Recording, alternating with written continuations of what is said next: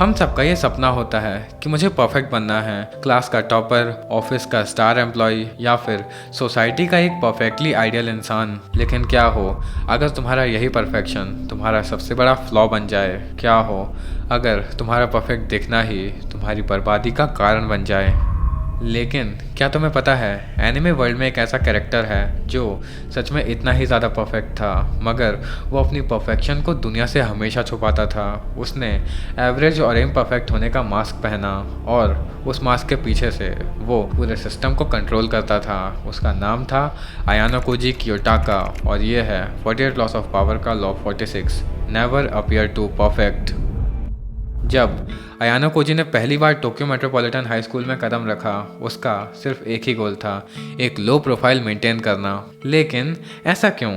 क्योंकि वो white room का एक प्रोडक्ट था, एक ऐसी जगह जिसने उसे परफेक्ट बनाया, उसकी बॉडी, उसकी इंटेलेक्ट और उसकी साइकोलॉजी को टॉप टियर तक पहुंचाया। वो चाहता तो हर टेस्ट में आसानी से 100 मार्क्स स्कोर कर सकता था, लेकिन उसने ऐसा नहीं किया, बल्कि उसने अपने पहले ही एंट्रेंस एग्ज़ाम में 50 मार्क्स स्कोर किए। और ये कोई गलती नहीं थी, ये उसकी टैक्टिक्स थी। क्योंकि अगर वो 100 मार्क्स स्कोर कर देता तो सारा का सारा स्कूल उसे टारगेट करने लगता, लेकिन अगर वो सिर्फ पासिंग मार्क्स लाता तो लोग उसे एक बर्डन की तरह फेलियर समझकर उसे अपने ग्रुप से निकाल देते। लेकिन 50 मार्क्स इसका मतलब होता है एवरेज, ना ही इतना परफेक्ट कि लोग उसे एक थ्रेट समझें और ना ही इतना डम कि लोग उसे बोझ समझें। और आयानो कोजी ने इसी एवरेज होने के मास्क को अपनी आइडेंटिटी बना लिया। उसने सोशली ऑकवर्ड होने का नाटक किया, होरिकीटा को लीडर बनाया ताकि सारे स्कूल की अटेंशन और खतरा उसकी तरफ जाए। वो एक ऐसा शिकारी था जो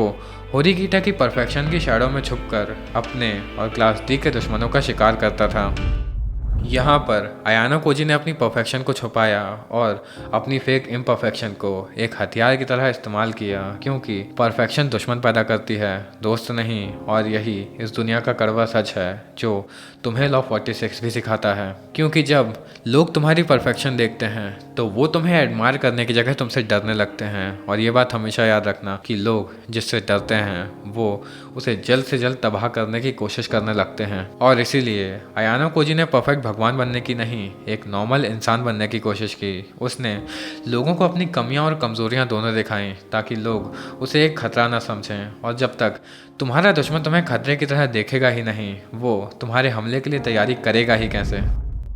और अब समझो कि कैसे तुम इस लॉ का इस्तेमाल अपनी रियल लाइफ में कर सकते हो। तो देखो, जब भी तुम कोई नया कॉलेज, ऑफिस या फिर ग्रुप ज्वाइन करो तो जितना हो सके अपनी परफेक्शन को छुपा कर रखो। टीचर या बॉस के सामने जानबूझकर छोटी छोटी गलतियां करो। ग्रुप में एक एवरेज होने का मास्क पहनो। और जब भी कोई मुश्किल सिचुएशन आए या फिर कोई प्रोजेक्ट फेल हो रहा हो तो अपनी परफेक्शन का कार्ड लोगों के सामने एक सजेशन की तरह रखो। इससे लोग तुमसे डरने की जगह तुम्हें एडमायर करेंगे, क्योंकि एक एवरेज बंदे का जीनियस सजेशन लोगों को मिरेकल लगता है, थ्रेट नहीं।